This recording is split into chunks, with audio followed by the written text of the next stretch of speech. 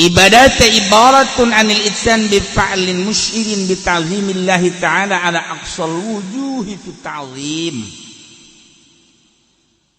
Pelaksanaan ngagawean hiji ibadah ka Gusti Allah, ngagungkeun ku ngagungkeun ka Gusti Allah, ngagungkeunana nu pohara pisan. Ya Allah, ya'nihumul ladzina 'abadullaha fis sirri wa dharra, jelema anu nyembah ka Allah dina keur sehat keur gering ibadah ka Allah, keur sugih keur susah beurang jeung peuting. Qaumun akhadhu min abdanihim fi lailihim wa naharihim, berang jeung peutingna teh ibadah we ka Gusti Allah. Dina hate teh boga pikiran kieu, aing teh eueuh tadina ku ari aya nu ngaayakeunna Allah, maha kawasa Allah pangeran aing, geus aya aing dihirupan ku Gusti Allah. Ya Allah ya Rabb, alhamdulillah abdi teh dihirupan ku Gusti, dulur abdi tetangga abdi nu sebaya jeung abdi geus baralik abdi masih kena dihirupan, tur dibere sehat, batur maya nu bengek, darah tinggi dan lain-lain sebagainya, tapi abdi mah dibere sehat. Gusti, ieu abdi teh sehat, abdi hirup abdi sagala rupa pake ngabakti ka Gusti. Naon ku Gusti dititah? Salat lah insyaallah letik perasaan salat. Puasa ya sapira puasa kecil lah puasa. Tahajud ya sapira tahajud tuh kan. Sedekah Gusti abdi mah jadi kanikmatan sedekah. Ngeunaheun perasaan sedekah teh aji kobok itu mah nyantu niat timpiatu asal aya indungna be nikmat. Fakir miskin. Tah ibadah ka Gusti Allah nyaan. Eueuh nu di dalam naon perintah Allah, salat siap. Urang kan ibadah teh ku ari mah berat, asa beban. Taat perintah syariat. Keur ngeuna-ngeuna urang diuk adanya suara azan Allahu akbar di dalam kurang jam asana aing ngawuduk cikeme salat ih cepet amat ngapain ngadengin aja ngapa ngadengin azan teh eta digerokeun ku Gusti Allah kan hakikatna mah eta beres azan aya babaturan din saya kira di mah aya ieu milu jeung aing enak namang iya motor kan tadi teh geus ditawar 10 juta belah ditulis nawar 12 juta jadi lamun jadi mah geus 1 juta eta masjid teu kadeule leutik masjid teu kadeule sakitu buat enak teh diliwatan bae teu kadeule padahal adzan teh Allahu akbar 2 juta anu kadeule capek ibadah ka Gusti Allah langgat din sia kana di mah emang enak motor kieu teh kan ngawar 10 juta dibelah ditu geus aya nawar 12 juta jadi lamun jadi urang sing 1 juta milik moal ka mana tetep urang salat heula diudag-udag ge lain milik mah lain bae sanajan teh diudag aya milik mah milik tapi tetep urang kudu salat lah. Ayo salat jeung aing sia moal rebon nu di laut geus aya tulisanana nu jang urang ka genting di timur tengah kudu datang ka urang. Teri nu di lautan Cina geus aya tulisanna di huluna bakal di dahar ku urang kudu datang ka jeung kumaha carana bae ge. Yes, ya kudu boga kayakinan aing ngaji panunggal minggu ka Cilongok.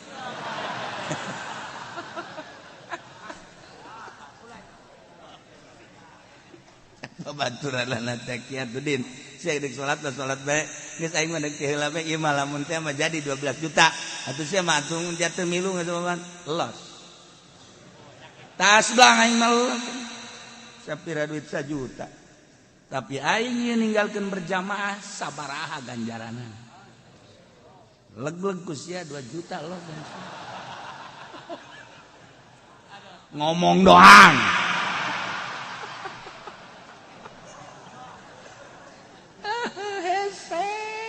ya Allah udah kabeh bat bae ke dunia kabeh bat bae ya Allah ya Rabb eta mah tarolah keuntungan aya tah mah hasilna ieu lain Allahu akbar Allahu akbar Allahu akbar Allahu akbar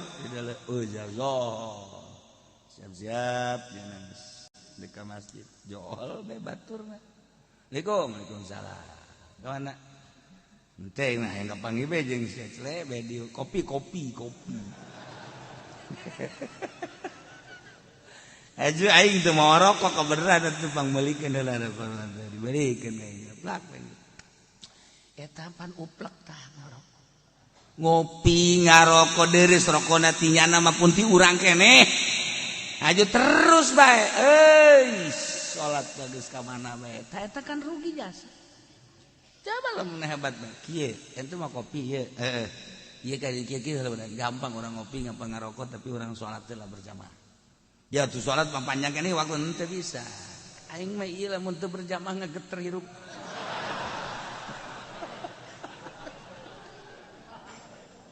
taginaheun geus gitu ya Allah ya Rabbi Gusti al-abiduna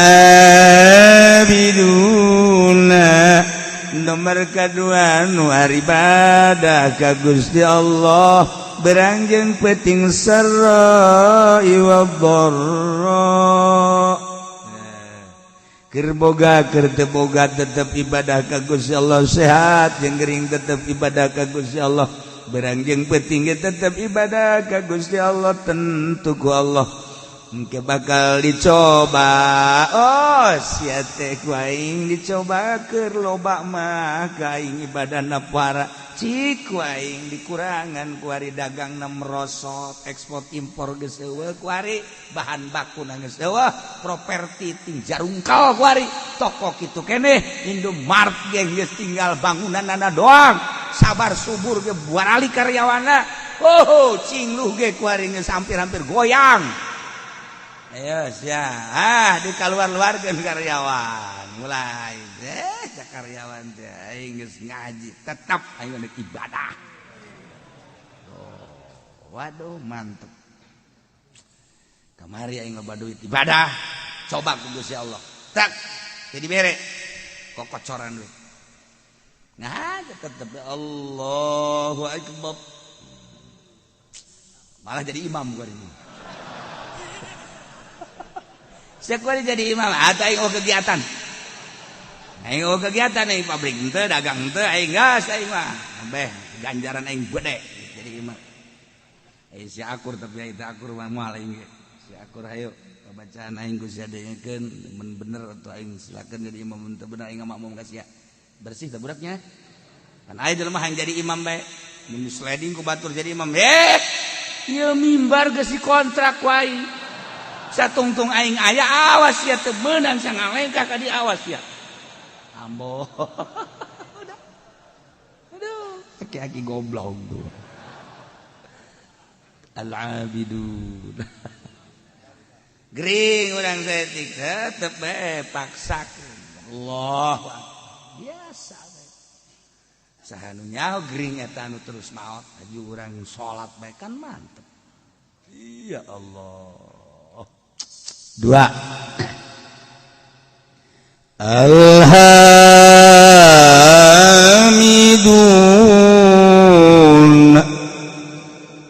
anu mararuji kabeh ka Allah ala kulli hal setiap situasi jeung kondisi kumaha bae selalu muji ka Gusti Allah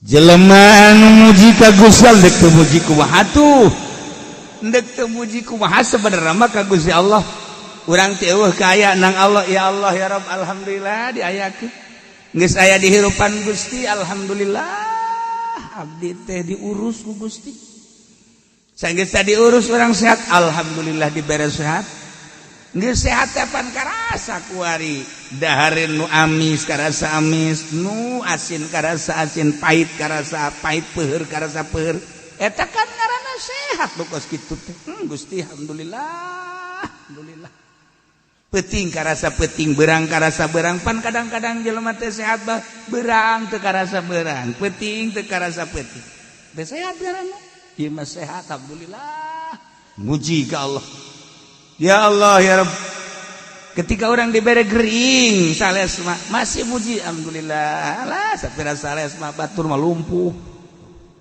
urang dibere laleles tapi bisa kere lempang alhamdulillah Gusti kakarek dibere leles batur mah geus teu bisa lempang dibere orang geus teu bisa lempang alhamdulillah Gusti batur mah teu bisa diuk abdi mah diuk bisa keneh bisa urang teh mah diuk tuh kan bisa diuk tapi teu bisa lempang alhamdulillah batur geus bisa diuk-diuk acat bari mah bisa ngedeng doang tapi robah mah bisa batur bae teu bisa robah-robah acan abdi mah ya alhamdulillah ngedeng mah bisa robah bisa ngomong mah ngeunah kadak dibere pararanas beungeut bae ge batuk saeutik maju bae teruskeun salat neng bilang aing mah geus baal salat bongan ku Allah dibere gering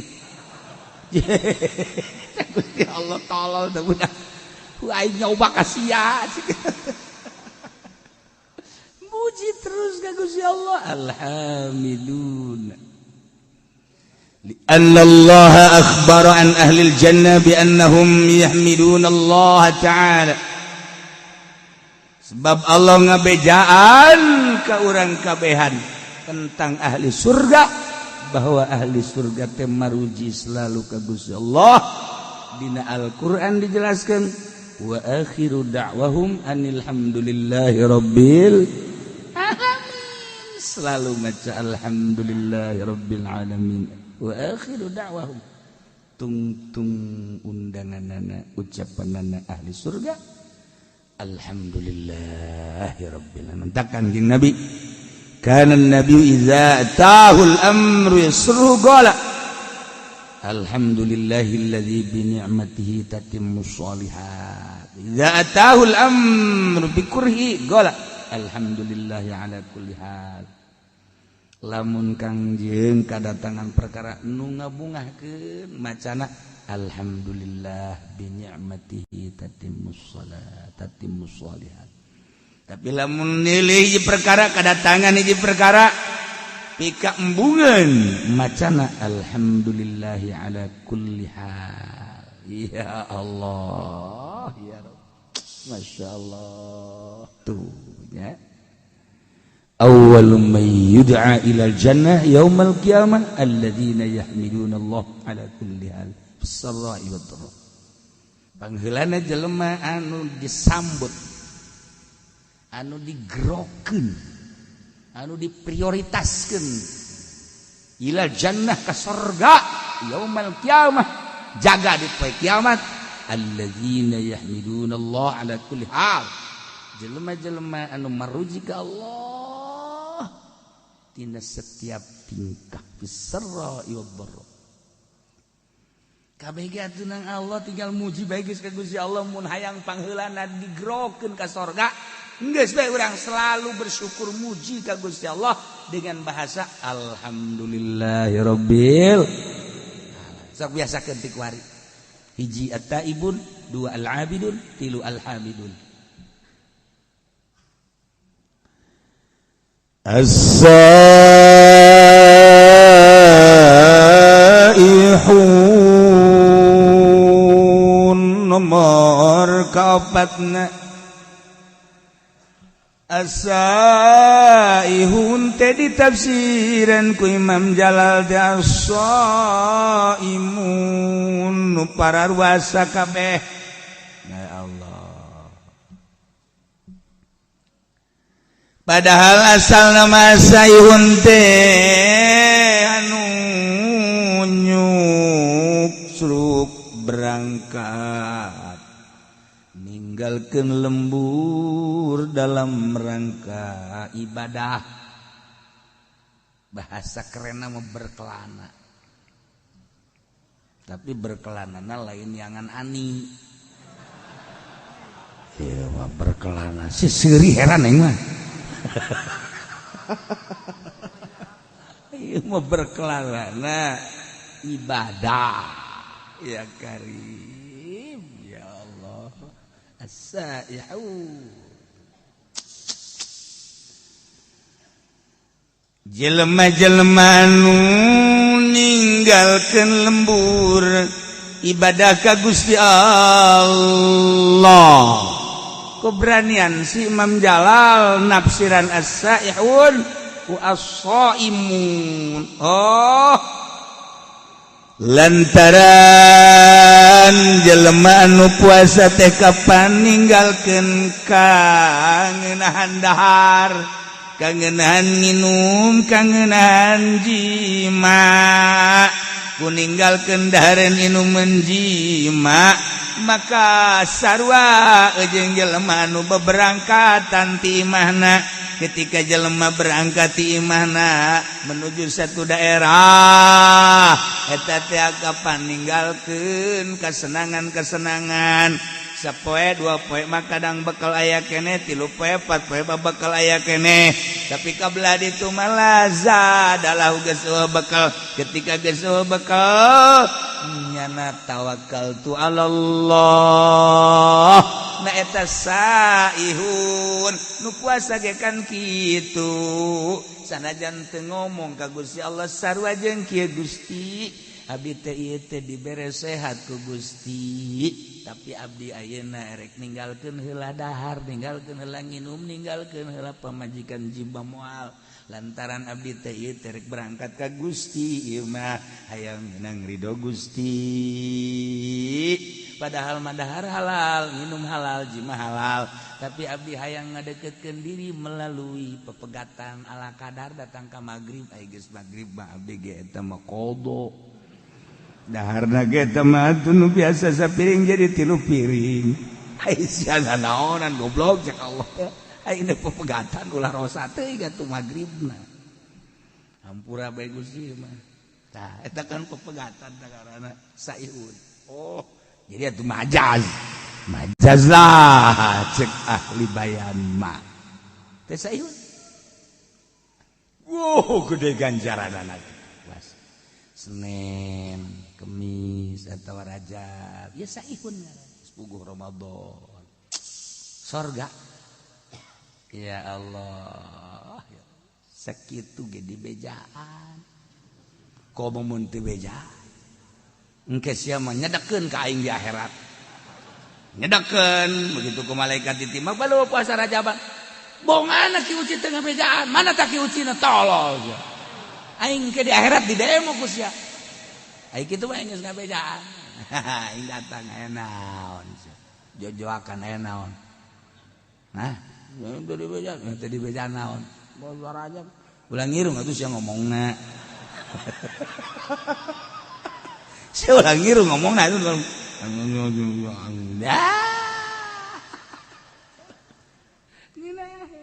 Aing malah nyedekeun ka sia. As-saihun ya Allah ya Rabb. Ya.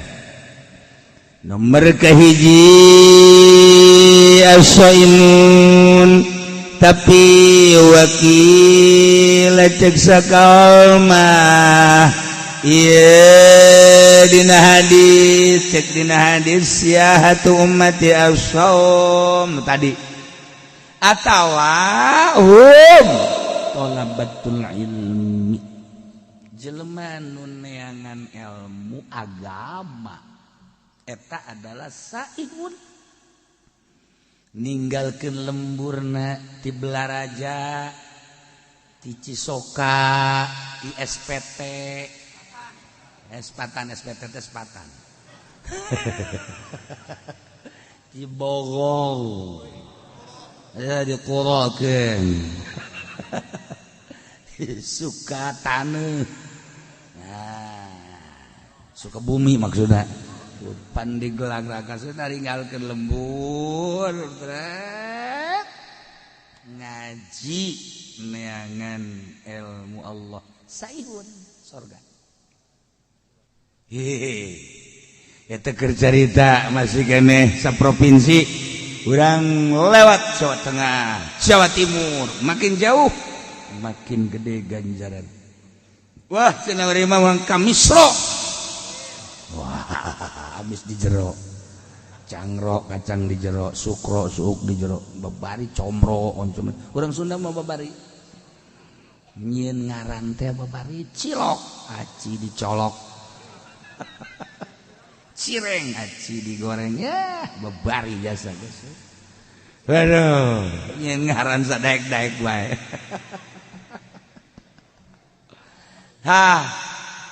aya deui basreng baso digoreng macam-macam disebut jauh tinggalin zaman tah saihun teh talabatul ilmi santri-santri santrian sebab yantaqiluna min baladin ila baladin fi talabihi katilu saihun teh al-guzat al-mujahiduna fi sabilillah jelema perang ngaluhurkeun agama Allah masya Allah saihun Kangjeng Nabi idam tanam minal ukli wal syubi wal wiqai wasada ala nafsi abwaba syahawatin fatahat alaihi abwabul hikmah wa tajallat lahu anwaru alimil alamil jalal saihun teh jelema-jelema anu pararuasa ninggalkeun dahar nginum jima hayang menang ridho Allah berarti jadi pepegatan jeung kalazatan dunia di mana-mana jelema nahan dahar nahan nginum nahar jima jeung nahan jima jeung pemajikanana nutup lawang syahwat Kangjeng Nabi eta teh bakal infatahat alai abwabul hikmah bakal kabuka lawang-lawang hikmah wa tajallat lahu anwaru alamil jalal bakal ebre cahaya alam jalal mentak cek Kangjeng Nabi leuletikana kieu bae heula man akhlasa lillah arba'ina sobahan zaharat yanabi'ul hikmah min qalbihi ala lisan saha jelema anu ngamurnikeun ngaikhlaskeun ngabersihkeun tina dahar nginum jeung jima puasa 40 poe bae bakal zaharat yanabi'ul hikmah lahirlah sumran-sumran hikmah timbul tidak kolbukna bakal kana lisan engke lisanna bakal dibimbing ku Gusti Allah sebab kolbuna bersih 40 poe ulah dahar ulah nginum ulah jima jeung pamajikan 40 poe 40 peuting paeh bisa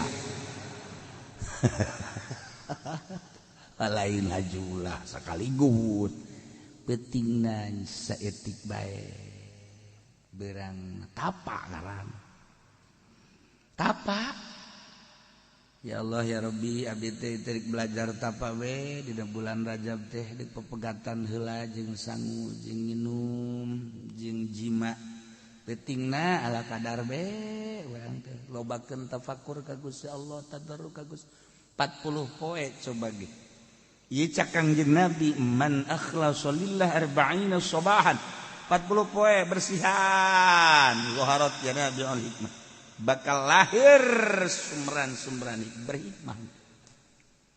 berhikmah geus omongan urang teh anu tatadina ku pamajikan tilok didenge ku ari mah didenge tatadina pan pamajikan ka batur mah daek kadang kana kasalaki mah tilok asal-asal ki ngomong mah ngajebian deh Songon gitu banyak pan orangnya. Coba ge 40 poe urang tapak. Beuh pamajikan ge ujianana nampe di urang. Coba Kak. Ngomong sih Kak abdi asana rindu. Masyaallah eta bersihan 40 poe. Saihun ngaran. Masyaallah. Jadi engkena lamun geus berhikmah min qalbihi ala lisani atuh payasiru minas saihina fi alami jalalillah al muntakirina min maqamin ila maqamin wa min darjatin ila darjatin. Jadi engkena kasupkeun nanya ngalalakon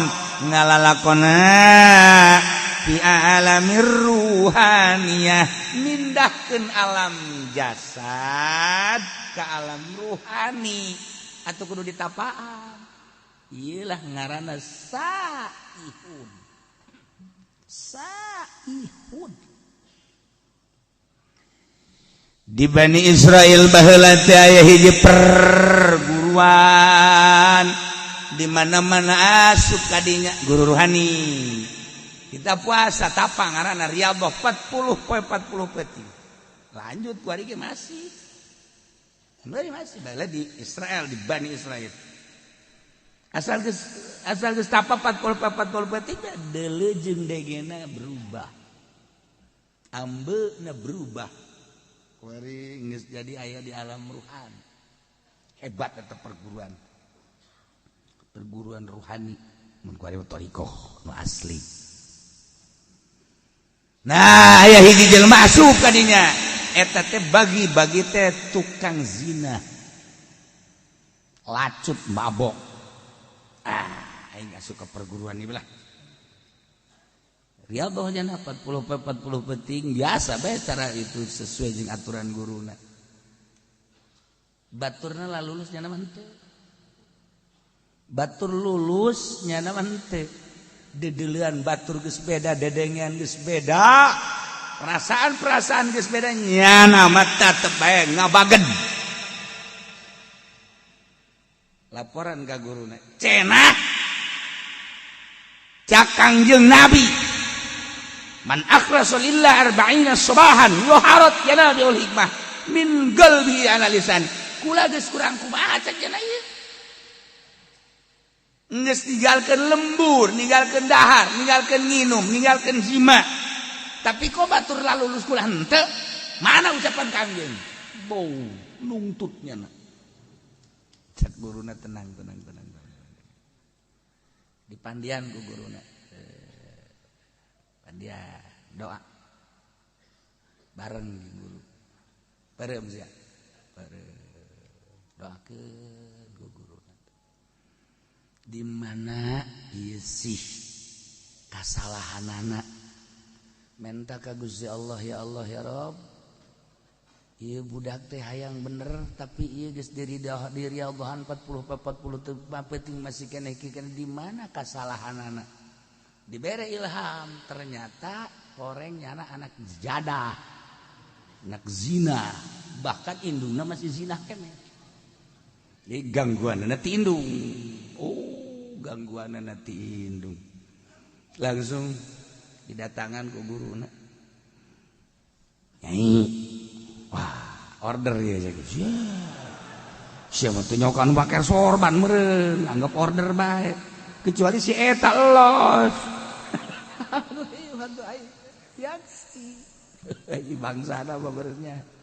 Nu datang teh pajanek order. Naon ieu kalengitan anak leungit cek anak kugu. Waduh tukang neangan order. Lain masalah gitu. Bi anak aya di pesantren kula. Di pesantren. Sanunita teh budak pondok. Aing mah teu sudi terido. Oh, paingan. Tuh kan? Jadi ieu budak teu nepi-nepi teh eueuh ridho ti indung. Iya cek manehanana ieu anu jadi cikal bakal ngalanjutkeun perjuangan naon lah pokoknya perjuangan maksudnya perjuangan naon bisnis non migas. Oh ya anak kula horeun pesantren paigan kumpul ieu teh angan nu bae. Tah ieu mah ridokeun bae nya binya, ridokeun anak geus pesantren. Di imah di ditu bahkan geus 40 bener leungit geus 40 poe.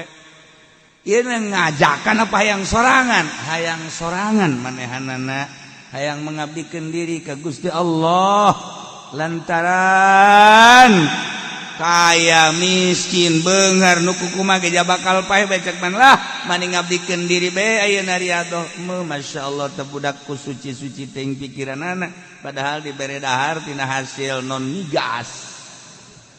Tapi ya budak naon gitu jadi bagus. Itu diridokeun atuh geus ieu sabodo jana deuk ibadah mah ka Gusti Allah. Balik deui geus diridokeun ngadoa deui. Memeh ngadoa ceuk anakna, "Mama, abdi kuari geus berubah. Pemikiran abdi dedeulana indung." Tah, itu udah jadi urang deuk usaha nu mantek ngajejes bae. Indung ditoler-toler mah. Urang dek naon indung tak indung pengabdian urang ka Allah tapi wasilahna kudu aya ridho indung birrul walidain masyaallah cak guru date sia kudu perasaan we kuari mah geus hayang naon cenah hayang jeung Allah tah eta geus teu hayang diberenan teu hayang atuh mah geus jeung Allah tah urang teh ibadah supaya datang ka dinya tah supaya datang perasaan teh jeung Allah. Urang mah dongeng doang pan. Atuh dongeng doang mah riadoh henteu naon henteu. Kita puasa Senin Kemis bolos. Kita puasa Rajab bolos. Kita Ramadan hampir. Kumaha? Asaihun. Masyaallah. Pindah ieu ka makom ruhani. Kurang puasa beta puasa. Nyetikan tapi dahar mah dahar tetap minum tapi saeutik. Oh, beda ge perasaan lain deui. Dedeulan lain deui. Aju embung ka mana-mana. Embung ka mana-mana. Sayhud. Tuh kan ya kari. Lailah. Jelema mukmin anu bakal dibubungah ku surga 8. Nomor kahiji at-taibun, nomor kadua al-abidun, nomor katilu al-hamidun, nomor kaopat al-asaihun. Jelema nu pararuasa ninggalkeun kalazatan dunia menuju ridho Allah. Atawa talabatul ilmi ninggalkeun lembur demi untuk meraih ridho Allah melalui ilmu Allah. Teu asup salian teh ilmu Allah mah. Ilmu teh kan kabagi dua, aya ilmu dunia, aya ilmu akhirat. Nu dimaksud di ilmu akhirat. Ilmu dunia mah kacau bae. Ilmu dunia nama ilmu dunia nu lain ilmu akhirat ilmu dunia kacau. Ieu bae ilmu akhirat. Atawa guzat al-mujahiduna fisabilillah. Mantap Kangjeng Nabi Isa disebut Masih Saihun Masih Isa al-Masih Ibnu Maryam Isa. Masih teh nya nama teu boga tempat. Kangjeng Nabi Isa mah teu boga tempat tinggal. Matak lempang we terus sama dakwah.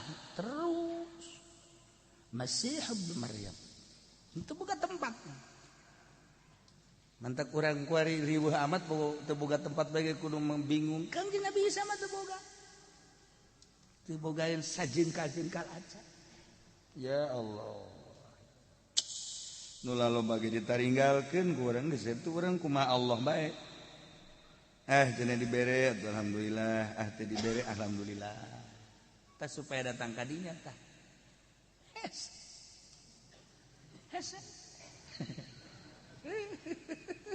Karena bala lener tuh. budak jasana aing mah teu pernah ngawakafkeun eta ka masjid. Kok pajar wakaf bae? Ieu tuh bapak kolot wakaf. Atuh kunaon teu bebeja ka aing ka bapak kolot jigo. Kahayang aing bapak kolot ngawakafkeun atuh bebeja ka aing. Geus aing masjid dijual.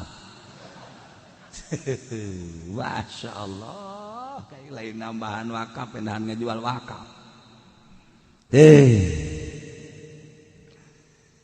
Lalakon lamun geus caritakeun alam ruhani, ieu teh kapan kudu aya anu ngatur tentang ruhani, ngaranna eta teh ilmu batin. Nu ngurusan ilmu zahir mah gampang kadeuleu ku mata, tapi ngurusan ruhani mah anu bahayana jelema anu encan usul ka Gusti Allah geus milu-milu ngurusan batur ngabeat tita zikir milu thariqah ka manehanana dengan catatan kena mayar maharna make emas. Goblok meureun. Ruhani sih make mahar. Iknat tah mah kos kitu bae. Eta loba murid, engke teh abeh loba murid, aya loba murid bapan alhamdulillah balum mere. Salah. Atawa aing mah yang loba murid teh lain masalah aya dibere abeh agung abah agung aing kulobaan mangke. Salah. Nu mentak mun encan usul ilallah ulah osok ngabeat batur. Sorangan we heula. Sorangan geus datang ka mana perasaanana aju aya tanda. Jelema nu geus usul teh aya tanda minimal 3 tandana. Minimal geus teu bisa dibohongan. Geus ketika aya jelema nu ngasup-ngasupkeun thariqah saha guruna anu kan aya tanda. Aduh karunya amat eta takabur tu budak ngasup-ngasupkeun thariqah ieu cek janekeun ibadah ka urusanana aya syariat mah syariat thariqah mah lain kudu geus usul. Ya tuh usul anu nyaho tama iwal ti Allah. Pan aya tanda. Tangkal ge dipelakeun sirungan kadeuleu ku urang sirungan. Ajo kembangan kadeuleu jubuahan. Atuh sarua teh ge ku ahli mah kanyahoan. Tah, ieu kan ku ari loba thariqah kajajaden. Main beat bae, make emas sekali beat 10 gram atau sapi hiji. Teu mah ilmu jurig teh bagus kitu mah. Atau nanti ceri bakalah asal balai zikir we ulah atas nama thariqah. Setungtung make atas nama thariqah make aturan.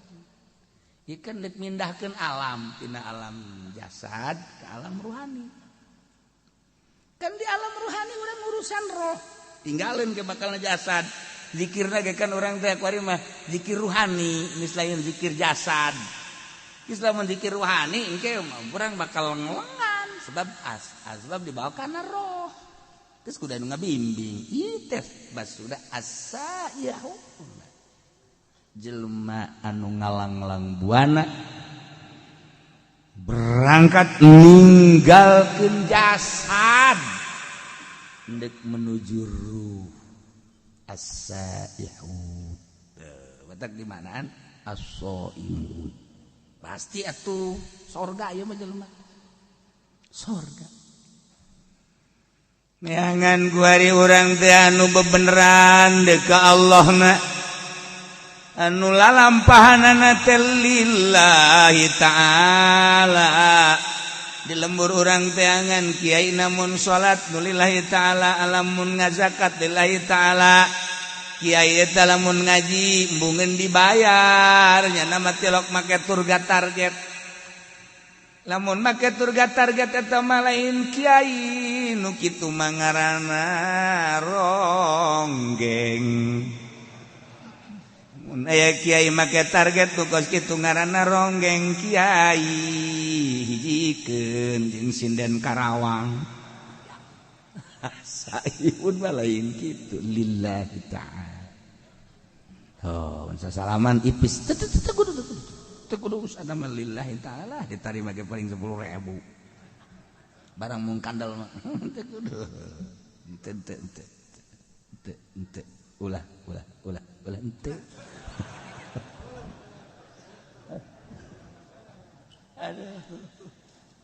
La ilaha saihud ya.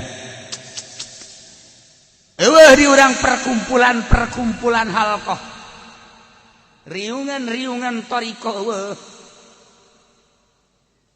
Kuduna makan aya babacaanna khusus, tujuanna khusus nu ngabimbingna khusus.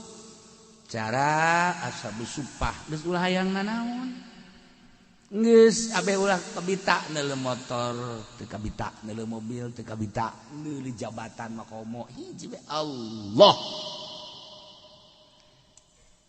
Lah cenah kiai ulah kos kitu cenah ngomongna kumaha cenah mun jelema kos kararitu engke ieu saha nu ngurus nagara. Ulah waka ngomong kitu sia. Teangan aya nu daekeunna goblok. Ye ulah sok aju ulah ngomong kitu cenah kiai beusi jelema kararitu kabeh. Ulah waka ngomong kos kitu aya nu endegna. Je digantung sia ku aing.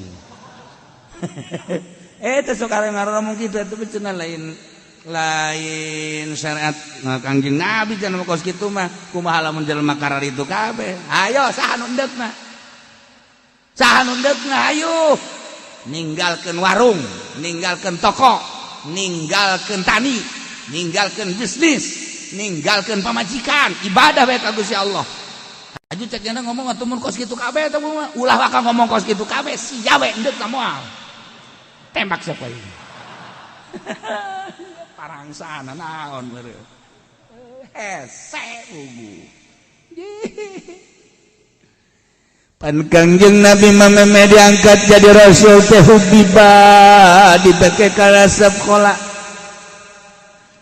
Nyepi heula Kangjeng Nabi teh dibere embung babarengan jeung makhluk jeung jelema teh dibere embung ngadenge suara-suara jelema teh dibere tebet tangah hiji jeung jelema teh hubiba ilayal khala resep nyepi datang ka Kangjeng Nabi teh naek ka Guha Hira sorangan memeh diangkat jadi rasul teh mawa bekal Kangjeng Nabi teh Zamzam ala kadar roti ala kadar korma ala kadar pertama Kangjeng Nabi teh di ditu teh kan saminggu naik deui ka ditu teh jadi 12 poe naik deui 15 poe dibere resep nyorangan di Guha Hira teh eta gunung teh can pernah katincak ku jelema Kangjeng nu ngamimitianana masyaallah ibadah bae ka Gusti Allah teu hayang ngadenge jelema suara-suara studi ka Gusti Allah lempeng ka Baitullah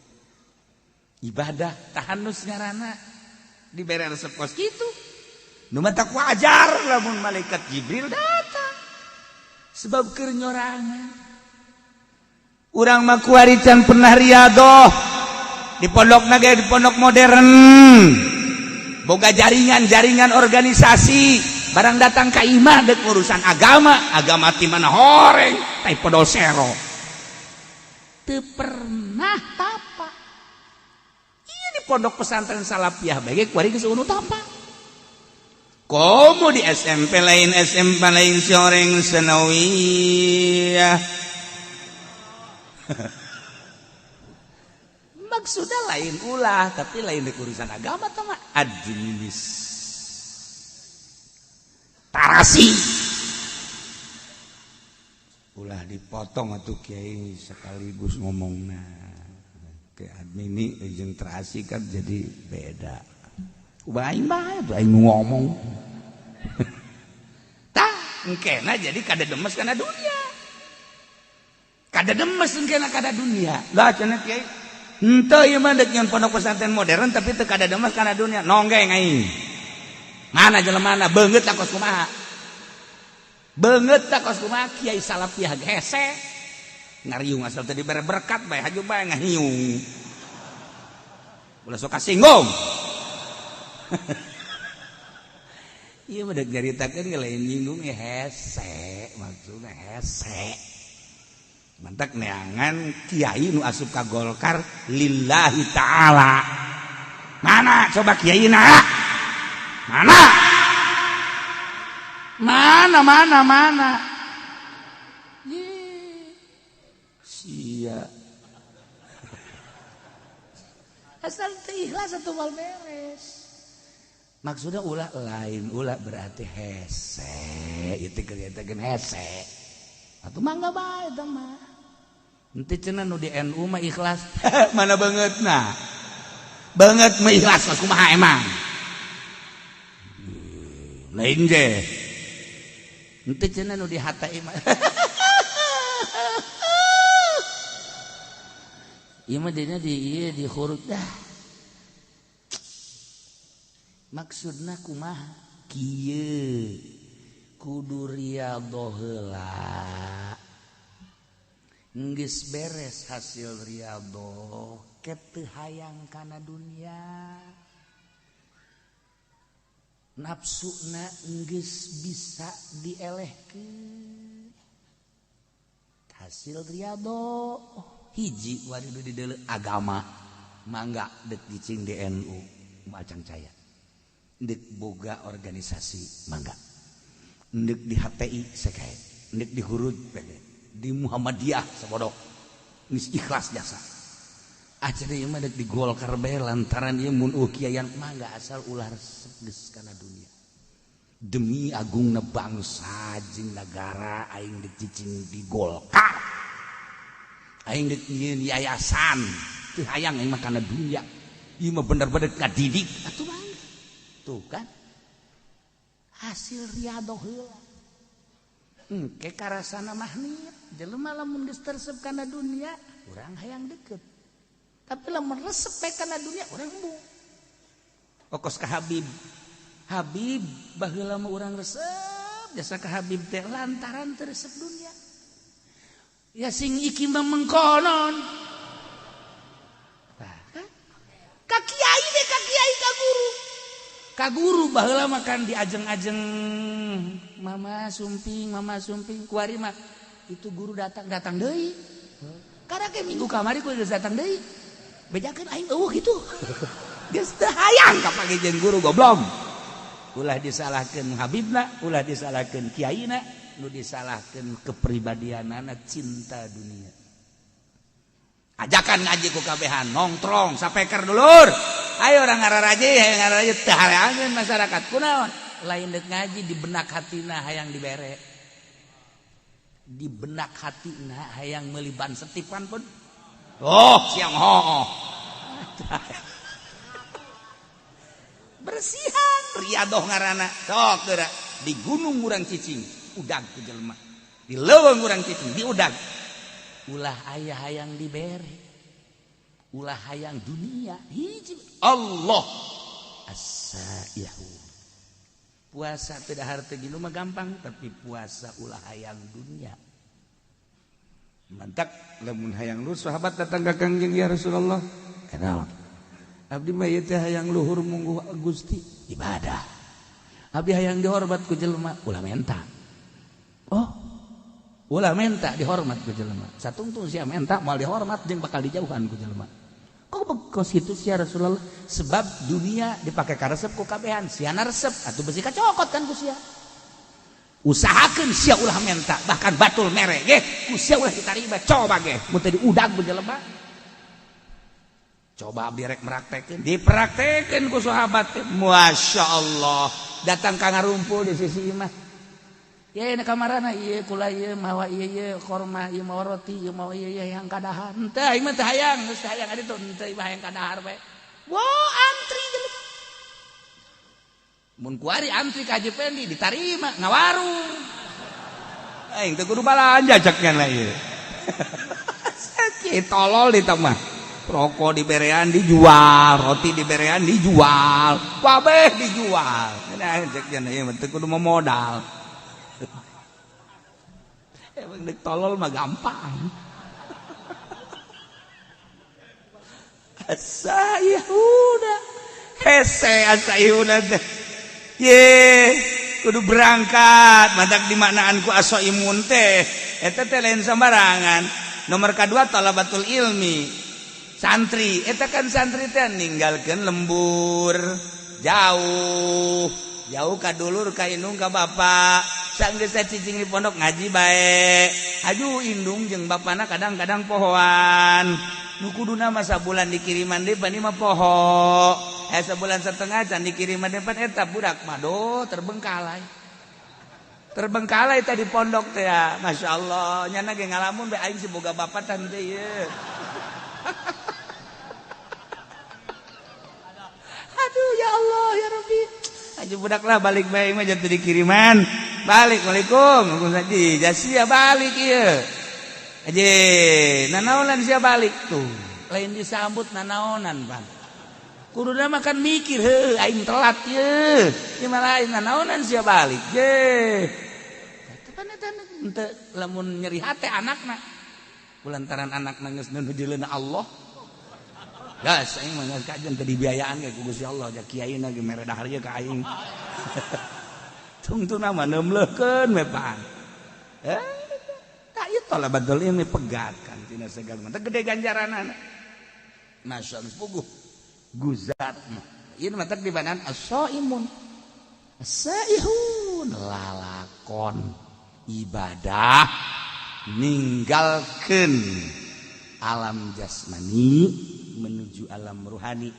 Ieu cerita tafsir as-shaimuna. Dijerokeun deui atuh eta teh tadi ngalep ngaranna. Sakumaha dongeng tadi. Raki'una sajidun anu raruku kabeh jeung nu sarujud al musallun tegasna nu sarolat. Raki'un jeung sajidun teh teh kinaya kana salat sebab hiji ibadah anu dirukuan kecuali salat hiji ibadah anu disujudan kecuali salat. Dimimitian kunang tung dah nangtung masih keneh loba anu nyaruan tapi ketika ruku jeung sujud mah geus nu mantak nu dimaksud nama rakiun sajidun teh salat tapi nu diomongkeun nama rakiun sajidun teh jeung qaimuna sebab qaimun mah aya anu ngakuran tapi ruku jeung sujud mah teu aya. Nah, nu bakal dibubungah ku sorga mukminun teh anu ar-raki'una sajidun sarolat. Salat teh maksudna manembongkeun katawaduan ka Gusti Allah lantaran awalul maratibi tawadu lillahi ta'ala al-qiyam awalul maratibi tawadu lillahi ta'ala warruku wasatuha wasujudu goyatuha nangtung awal darajat DPDP ka Gusti Allah ruku pertengahanana sujud puncakna. Masya Allah. Jadi salat eta adalah nudukeun kana kudu tawadu ayana dina sujud tawaduna adalah sujud geus kudunya watuh annal maksud minus shalah nihayatul khudu wa ta'zim. Kebanggaan di diri urang adalah beungeut awak urang teh ya anu dibanggakeun ku urang beungeut sebab iyalah nu paling dihareup boga sinar beungeut jeung boga harisma.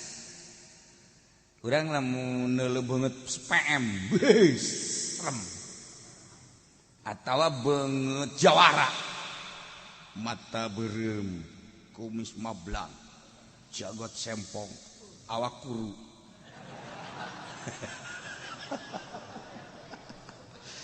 keceking teh eta kan urang sieun namun kuru jasa lamun lintuh jasa eta sieun. Tapi lo biasa-biasa mah awak kan teh sieun. Ieu mah kuru jasa tapi kumis gede sieun urang. Ieu jelema normal henteu sieun. Morpinis. Sieun. Tah. Iya. Ya, jadi kebanggaan beungeut eta jadi kebanggaan. Jelema pang takabur jelema nu teu daek sujud. Sebab ieu lah teu daek diantelkeun kana taneuh.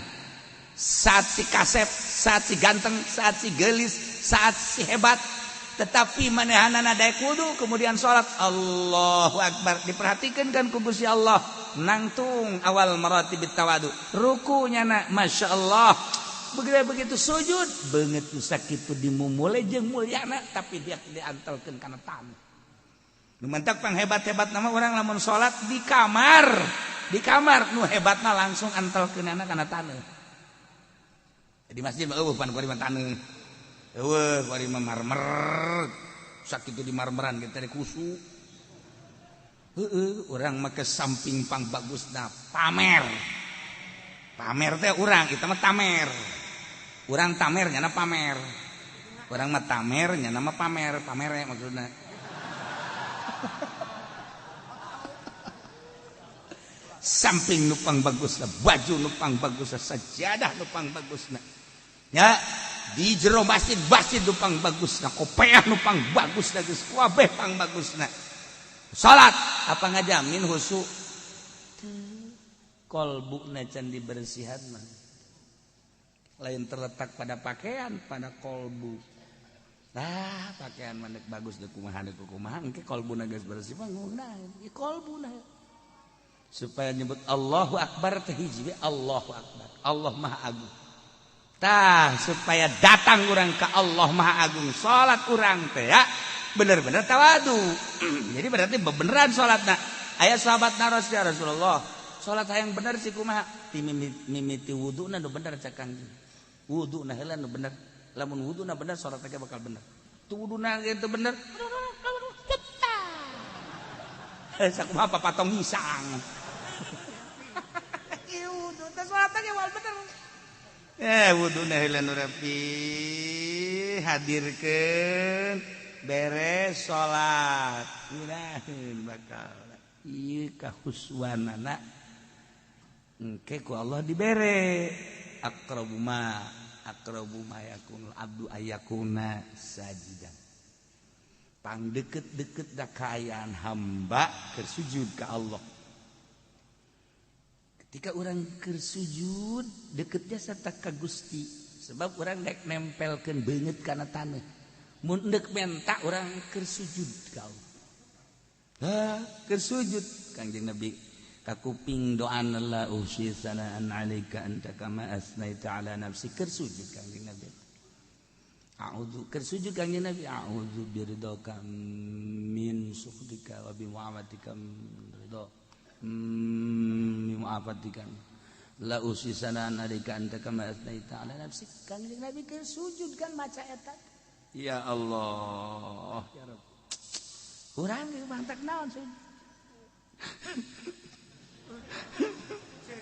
urang keur sujud majikan kan ngadengekeun wah kaji kunaon ceurik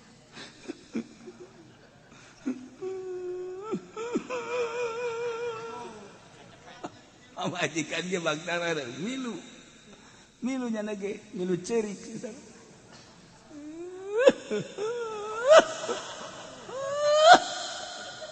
ajeuna urang hayang seuri bae sia naon milu ceurik di kakak itu cerik bari sujud hayang naon goblok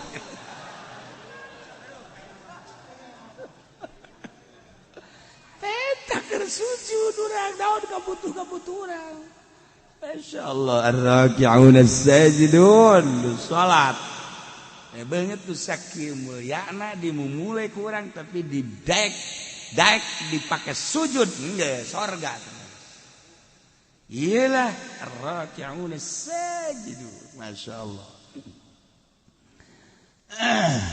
al-amiruna bil ma'ruf wan nahuna 'anil munkar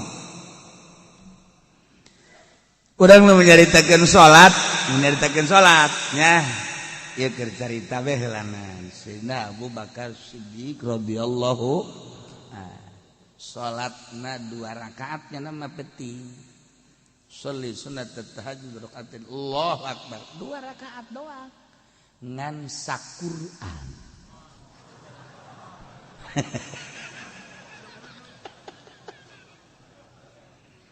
Bismillahirrahmanirrahim Alif lam dzalikal kitabu la raiba fihi hudal lil muttaqin alladziina yu'minuuna bil ghaibi ruku engke wal yatalattaf wala yushriku ahada.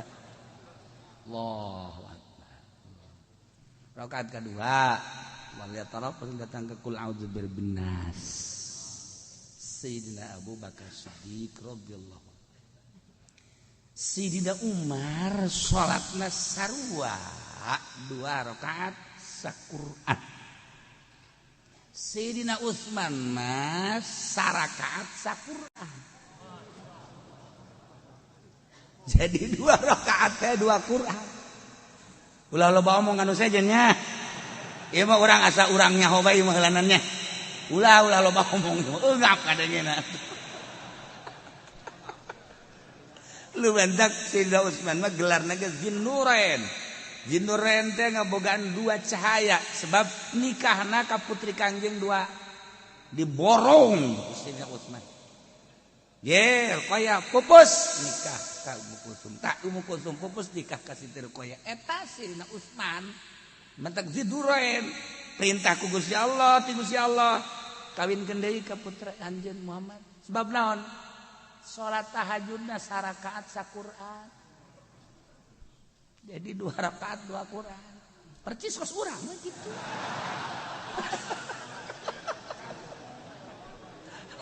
Murigak bulu ngalengena. Ya Allah ya Rabb dinurin. Masyaallah karim. Hei, saya cerita kerana. Tuh sarua Sayyidina Ali ge kos kitu badak Khulafaur Rasyidin kumaha nandinganana.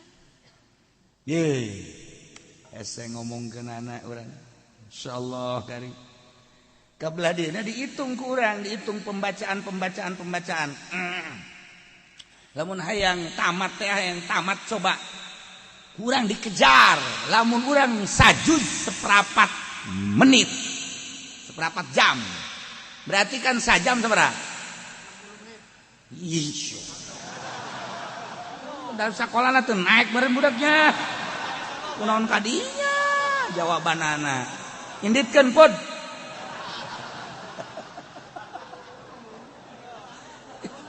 Jadi berarti sajam sabaraha? 4 juz. Sajam 4 juz. Jadi lamun 60 juz teh ya. Lamun 60 juz sabaraha jaman? Eta keur dikejar ku urang teh saparapat jam. Nah, lamun hayang rineh kan setengah jam. Kurang sajud teh setengah jam. Sok geura baca kurang setengah jam. Kalau masuk ngitung, cek aing maca Quran coba ya. Lamun saparapat jam, wah bisa ngabuncal-buncal. Mus mun aya jelema tetet. Bisa kan capek. 20 rada deres, setengah jam normal.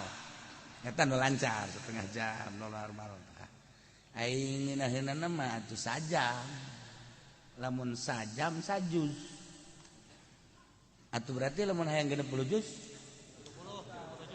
30 juz tambahan lah. Mah lamun maksudna dua kali tamatan tah sarakaat diudag kurang. Jadi berarti 60 juz 30 juz eta kan hese tah. Ngudagna moal ka udag. Udag geus kurang moal bisa nuturkeun Sayyidina Utsman Sayyidina Abu Bakar Siddiq. Moal bisa. Oh, nyana mah lain alam ieu. Ngalengkah ke alam ruhani. Okos adzan Ki Bilal lamun didengekeun ku urang 60 km kadeng.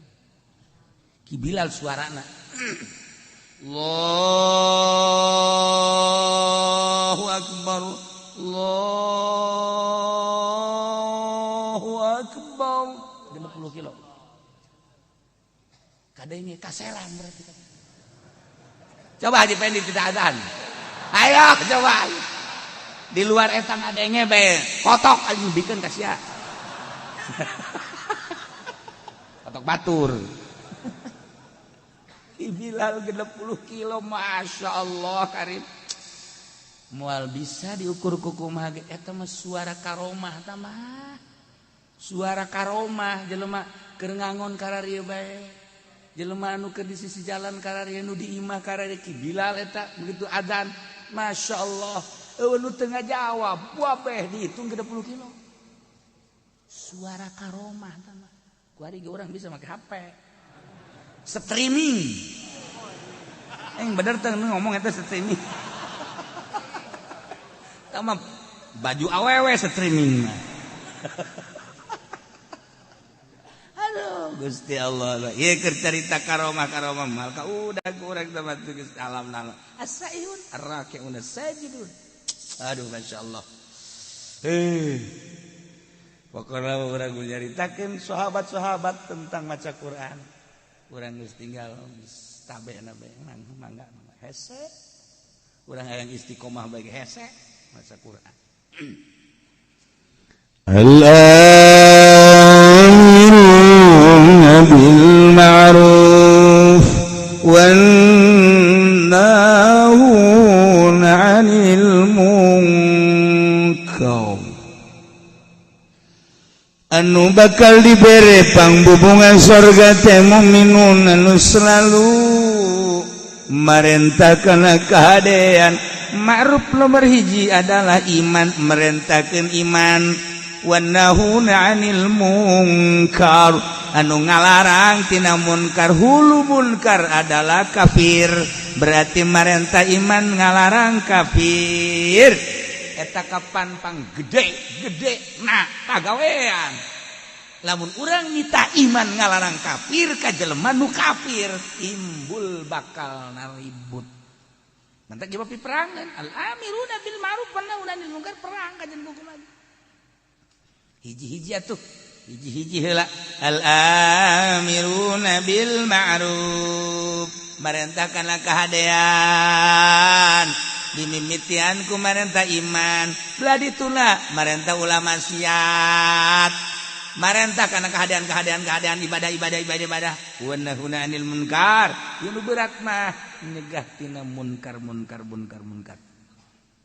Entak lamun teu disederhanakeun ribut diunggal negara kajian kumaha sebab ieu perintah amr ma'ruf nahi munkar. Kuari dibalik kuari mah amr munkar nahi ma'ruf. Dari boh, merentah munkar, ngalarang ma'ruf, wari. Wari dilobah, wari ya Allah ya Rabb.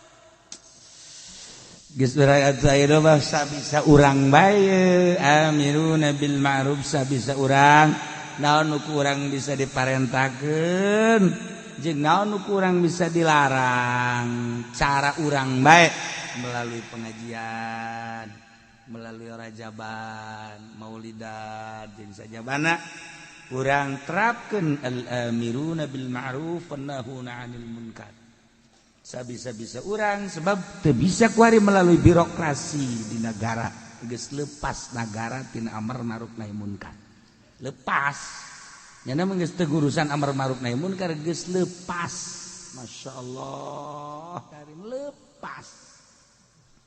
Urusan ananya nama APBD, APBN, proyek.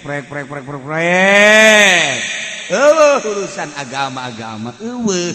Bentak ditegoran ku Gusti Allah, banjir, angin, gempa. Tegor ku Gusti Allah, ulah kamalina anteuing sia teh hari rub teh marukan kumaha. Kos pangeran bae sia. Aingin langit, aingin bumi, aingin sia, aingin Quran. Usia ditoler-toler. Aing aya, sia nagana nyeun aing, podaran sia ku aing. Dialingan ku Allah. Banjir. Dialingan deui ku Allah, ayo gempa. Elingan deui angin. Urang zikir teh keur waktu aya gempa bae. Subhanallah. Eureun bae gempa seserian deui. Banjir. Subhanallah. Masyaallah. La ilaha illallah. Eureun we banjir. Eureun deui. Sak Allah teh banjirkeun deui kitu ku aing ieu. Teu ditahayu ibadah ka Gusti Allah. Jadi pamarentahna eueuh bae deui nu nitah. Eueuh nu nitah, kembalilah kepada Allah. DPR teh endahan pasini be, nyung pasini. Hayu nitahan coba tuh. Ditahan babalik ka Gusti Allah, lobakeun istighfar. Jadi orang ngeunaheun gitu tang ngadengena. We nu ngahayu-hayu kejadian alam. Asal banjir kejadian alam, gempa kejadian alam, angin kejadian alam. Hehe, kabeh kejadian alam. Kanu bogana ka ditu. Masyaallah. Ya al-amiruna bil ma'ruf wannahuna 'anil munkar. Wal hafizuna li hududillah.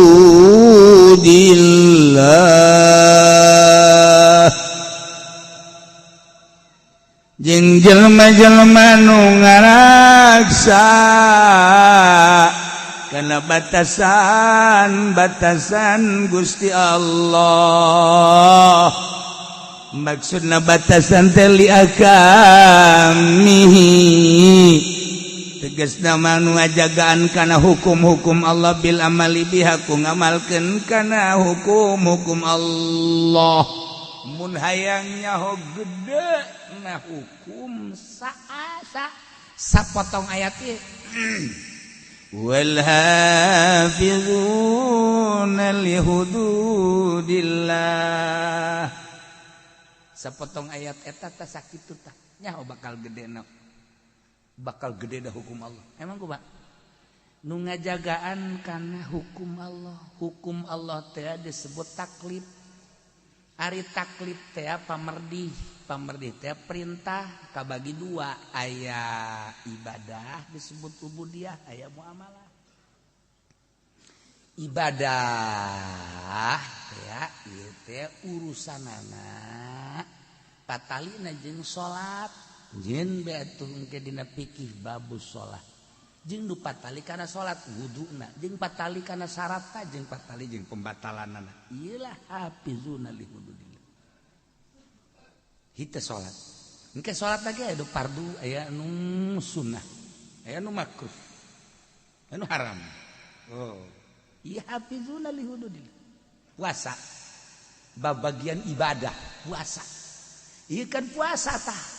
Geus naon teh hartina puasa? Kemudian puasa nu farduna nu mana, puasa nu sunnahna nu mana? Aturan-aturan puasana kumaha? Dibuat bae ke babus saum. Hafizuna li hududillah. Salat, puasa, zakat, sarua. Dijieun kana fikih babus zakat. Haji, babul haji. Ya Allah ya Rabb, ieu wal hafizuna li hududillah jadilah bagian ubudiyah. Dijieun bab-bab. Ieu menang nyokot tidak hafizuna li hududillah aya bab salat. Jeung nu ta'alluq kana salat, bab puasa jeung nu ta'alluq kana puasa, bab zakat jeung nu ta'alluq kana zakat, bab haji jeung nu ta'alluq kana haji. Ya karim. Wal hafizuna li hududillah. Sebab li ahkam kuari bagian muamalat. Bagian muamalat eta aya anu patali, jeung usul asolah, jeung anu guer asolah. Nu asolah ieu adalah bagian kana hawasul khamis. Panca indra teh kabagina 5. Atuh panca teh 5. Indra jadi indra nu 5. Mana hiji-hijina? Mazuqat rasa. Malmusat ieu tah. Masmuat ieu tah ceuli. Masmumat ieu tah irung. Mubsorot ieu mata. Dijieun dina fikih engke nu patali jeung mazuqat. Patali jeung mazukat teh rasa, berarti ieu urusanana kadaharan jeung inuman. Eta lah mazukat, ayalah ke dipikir babut ta'am. Berikut jeung surbi-surbina. Lah geus lamun carita ta'am, engke kabagi ka dituna aya nu nabat, aya nu hayawan. Geus lamun nu nabat sarana pertanian kumaha eta pikih ka dituna. Lamun anu hayawan kabelah dituna engke aya anu hayawan urusan mencitna, urusan nu dijadikeun udhiyahna, urusan anu dijadikeun buronanana jeung sajabana dijieun engke babna tina madukot jokotna. Masyaallah isa potong ayat wal hafizuna li hududillah. Mal geus setengah magrib. Ayo sia madukot. Tadina pikir teh lamun urang ngarti mah ya ngarti oh iya babu ta'am oh bazukot berarti muamalah. Oh huluna namun urang nyaritakeun ieu teh babu saum oh ieu teh bab ubudiyah ngaranna tina wal hafizuna li hududillah berarti patali jeung puasa ubudiyah. Bedana muamalah jeung ubudiyah naon? Ari muamalah mah limaslahatin mar'iyatin lidin. Lain gitu lah limaslahatin dunyawiyah. Ari ubudiyah mah lain ka maslahatan bangsa dunia. Lain ka maslahatan bangsa do bal libasohila mar'iyah din. Balik ka maslahatan agama ubudiyah. Jadi nyaritakeun ubudiyah mah nyaritakeun kemaslahatan agama, ujung-ujungna akhirat. Langsung ka bajang patalina jeung urang mah doh disebutna. Urang nyaritakeun salat, urusanana pribadi urang jeung Allah. Urang nyaritakeun puasa, pribadi urang jeung Allah. Urang nyaritakeun zakat, pribadi urang jeung Allah. Urang nyaritakeun haji, pribadi urang jeung Allah. Tah, eta ubudiyah ngaranna urusanana pribadi, urusanana jeung akhirat. Urusan dunia. Geus teu urusan duniana engke patalina teh mah jeung hukum di mana-mana ka urusanana mun ngacaukeun karak aya sanksi. Muamalah mah urusanana urusan dunia. Ya, nu tadi tah madzuqat tina cicip rasa. Berarti kan urusanana dahareun inumeun. Kuari malmusat teh nu diragap. Nu diragap teh baju, taragapkeun malmusat. Geus mana nu haram dipake jeung mana nu meunang dipake ya baju, pakaian. Asupna malmusat wal hafizuna li hududillah. Aya aturanna. Anu dipake ku urang teh aya nu haram, aya nu halal. Kitu keneh barang-barang malmusat, sendok, piring, pinggan, jeung sajabana barang-barang dapur, mana nu halal jeung mana nu haram istimalna. Malmusat karana termasuk awewe papa mana nu haram ditoel jeung mana nu wajib ditoel. Sia asal kos kitu be hudang kan. Aya nu haram ku urang diusapna malmusat tah deungeun. Aya nu meunang ku urang dicekel ka anak atuh ka dulur mah haram. Aya anu wajib ku urang dicekelna lamun anak ku urang ngagusur bae ka ieu geus teu kuat jasanya. Urang geus teu make calana ieu kula ieu. Eta malmusat ngaranna tah. Eta berarti kan babna bab wiko, bab jima. Geus lamun bab jima marana malmusat. Kadituna eta kan beunana kudu aya bab nikah. Geus lamun aya bab nikah nu ta'alluq kana nikah, babna engkena mahar, bab imah, bab kitu napakah. Tuh dijieun dan fikih tina malmusat. Kabelah dituna engke anu muzilah lin nikah anu ngaleungitkeun kana nikah tolak berarti engke ka dituna tolak teh kabagi-bagi bae tolak bain kubro dan sebagainya. Engke ka dituna aya anu ngaleungitkeun dengan cara sumpah ilah dengan sumpah zihar dan lain sebagainya. Eta pikih di huluna mah wal hafizuna li hududillah patalina jeung malmusat jieun babna sabaraha puluh kitab. Wal hafizuna mal anggeus datang ka magrib. Muamalah. Ayo sia. Karake madzuqat, nomor kedua malmusat. Nomor katiluna masmumat, nu kaambe. Naon nu kaambe ku urang aya nu halal, anu haram, aya nu makruh. Urang teh lamun nyium pamajikan diciumkan di ambean, sunah, meunang ganjaran. Tapi lamun dihandapkeun bujal ka handap, udah coba-coba. Ambean ku sia. Buka di amban. Eleh kebodongkol mah. Tah ieu bos kumaha aturan-aturanana. Dibere dijieun babna dina fikih ya karim. Doh madzuqat, malmusat, kemudian ayeuna mah masmumat. Kuari masmuat nu kadenge ku ceuli. Mana nu menang didenge cek pikih, mana nu haram didenge, mana nu makruh didenge. Kitu keneh mun sorot, mana nu menang dideuleu, mana anu haram dideuleu, mana anu makruh dideuleu. Geus diatur dina fikih. Ieu sakadar wal hafizuna li hududillah. Eta keur katali jeung shalah kuari patali jeung tabaiyah. Tabaiyah teh urusanana urusan muamalah ngan bangsa tabai.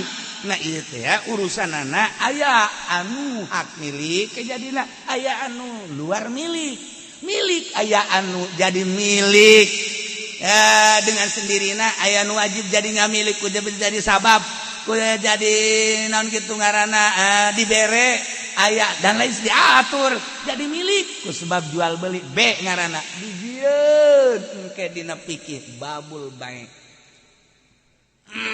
kabelah dituna bete aya baik bil ain wa ain bil ain benda jeung benda aya anu daen bil ain aya anu ain bidaen aya anu daen bidaen nu mana nu meunang jeung nu teu meunang geus diatur nanti ngajual daen bidaen hutang kana hutang teu sah ngajual kuari urusanana ain bidaen bizimah kredit anu dua harga sah geus diatur ku agama wal hafizuna li hududillah geus diatur kabelah dituna engke aya anu urusanana rohnu urusanana ijarah urusanana babu amalah milik anu ngabistikeun kana jadi milik ieu urusanana waris tidak waris jadi tidak ahli waris jadi hibat jadi wasiat yang saja mana di bab iya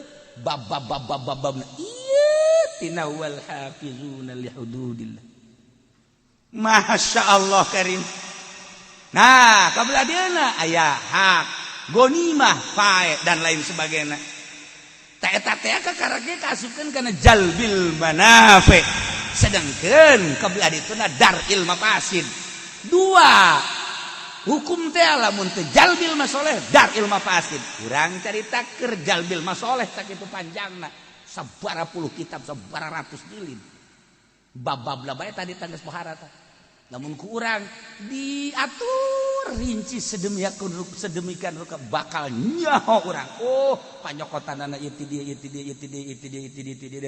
panyokotan itu dia engke urang milihan kitab ieu mah kieu ngomentar kitab ieu ngomentar kieu ngomentar kita aya huluna wal hafizuna li hududillah ya Allah engke anu daf'il madar nah daf'il madar teh ya urusanana aya anu hifdzul nasal hifdzul mal hifdzul ansab hifdzul ukul ieu daf'il madar temenang dirusak harta berarti kudu hifdzul amwal cara ngajaga harta dijieun kurang aturan-aturanana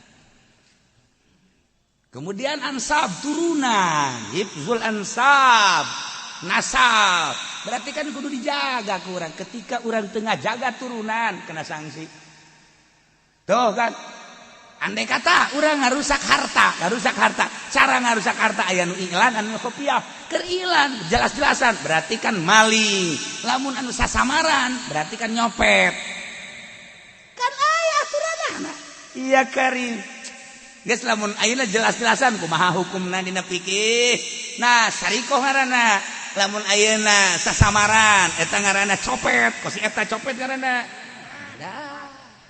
atuh aya aturan-aturanana eta tidak hifdzul amwal ajalah hifdzul abdan badan urang teh kapan kudu dijaga diriksa ketika dirusak berarti kan kena sangsina aya anu ngarusak awak sagalbang awak kulli nafsin berarti kan sawak sabeuleugeujeun berarti kan di dituna teh aya babna engke bab teh engke bab kisos bab had bab dan lain sebagainya lamun ba'dil abdan ngan curug doang ngan leungeun doang engke kan ti dituna berarti naon tah babda bab had jeung sajabana masyaallah hifdzul amwal hifdzul ansab hifdzul ukul akal teu meunang dirusak dengan cara kumaha bae akal dirusak teh mabok narkoba kena sanksi kumaha sangsina dijieun bab-bab dang ieu daril mafasid nah iyalah wanahuna wal hafizuna li hududillah anu ngajaga ngariksa kana sapirang-pirang batasan Gusti Allah teges nama ngamalkeun hukum-hukum Allah urang kudu sadar lamun cek agama haram geus teh kudu nama haram lamun cek agama halal kudu nama halal sanakeun ku urang ieu mah makruh hayu tina ubudiyah tina muamalah engkena dijadikeun bae 5 4 geus ubudiyah tina muamalah munakahat jinayat jeung jinayat 4 jadi ngajikan kajonteun ka luar negeri kajonteun ka mana bae nyaritakeun fikih mah hulu nangan 4 doang hiji ubudiyah nomor kedua muamalah nomor katilu munakahat nomor kaopat jinayat ieu dan dina ayat teh ieu wal hafizuna li hududillah sakitu doang geus talar ieu teu bisa kabeh hese al hafizuna li hududillah ya Allah Maha kawasa Allah, maha besar Allah, maha segala-gala Allah dengan sekelumit bahasa Gusti. Wal hafizuna li hududillah tapi kerangkum kabeh, kerampid kabeh. Pikih-pikih sab pikih kabeh sadunya aya kabeh di jero ayat wal hafizuna li hududillah. Nu 4 hulu teh tadi hiji ubudiyah, 2 munakahat, 3 muamalah, 3 munakahat, 4 jinayat. Tidinya dijieun bab puluhan kitab disarahan deui ya Allah ya Rabb nu jelas mukminun anu wal hafizuna li hududillah ngajaga ngariksa ngamalkeun kana hukum-hukum Allah nyangakeun sadaya-daya kumaha cak Allah bae abdi mah geus percaya bae cak Allah haram-haram cak Allah wajib-wajib cak Allah sunah-sunah geus moal aya ruka-reka eta mah hawa nafsu teh mah nu kitu ngaranna cek Allah sholat wajib abdi bandek ngalaksanakeun cek Allah zakat wajib abdi bandek cek Allah puasa teh Ramadan wajib mangga haji kitu keneh aya lain dilarang mah ku pamarentah basa aya corona tuh bandek bae kitu teh tuh nya henteu ka abdi mah ieu urusan-urusan nu dilarang soal jual beli berarti mau muamalah hambala ya muamalah itu kene munakat mana itu kene jinayat abdi mandek nurut be ka Gusti Allah jahirup malila di alam dunia nah wal hafizuna li hududillah ngamalkeun kana hukum-hukum Allah ieu anu bakal meunang pangbubung wa basyiril mu'minin bungakeun ku anjeun Muhammad para mukminin sarana bere bil jannati surga ya Allah mukminin lanu boga karakter ataibuna al-abidun al-hamidun as-sa'ihun ar-raki'un as-sajidun al-amirun bil ma'ruf wan-nahun 'anil munkari wal hafizuna li hududillah etalah anu bakal dibere pangbubunga surga wa basyiril mu'minin mudah-mudahan urang kabehan dibere bisa muka mata hati urang sehingga urang bisa ngamalkeun ayat ataibuna sampai dia jeung urang nemah ka Gusti Allah Subhanahu wa taala hingga urang dibere ku Gusti Allah pangbubungah urang kabehan bakal dibere surga kabeh asup ka surga kabeh berangkat menuju surga babarengan jeung guru-guru urang jeung pemimpin-pemimpin urang dihuluan ku Kangjeng Nabi Muhammad sallallahu alaihi wasallam. Allahumma shalli wa sallim ala sayyidina